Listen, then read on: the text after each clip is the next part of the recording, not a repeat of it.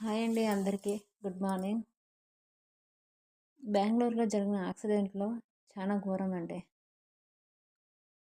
Road మీద ఆమె తన భర్త కోసం ఆ విధంగా ప్రాధేయపడుతున్నా ఒక్కరు కూడా కనికరించలేదంటే మానవత్వం అనేది ఎట్లా ఉందో మరి అర్థమవుతుంది.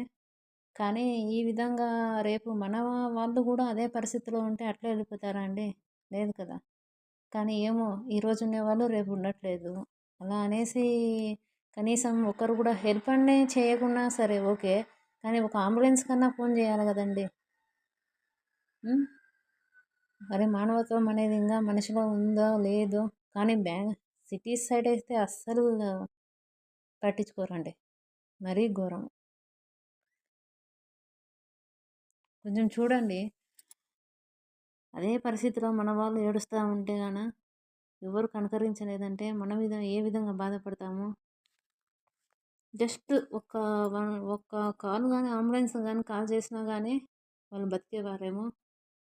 కానీ ఆయన ఎవ్వరు హెల్ప్ చేయకపోయినా, ఆయన చనిపోయినా ఆయన కళ్ళను దానం చేసి మరొకరి జీవితానికి లైఫ్ ఇచ్చినాడు అంటే, చనిపోయిన ఆయనే గ్రేట్ కదా! బతికున్న మనం కంటే.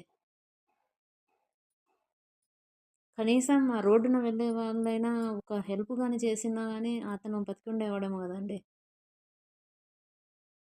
ఒక హెల్ప్ చేయండి. తిరిగి అది మళ్ళీ మీకు ఏదో ఒక రూపంలో ఖచ్చితంగా అందుతుంది.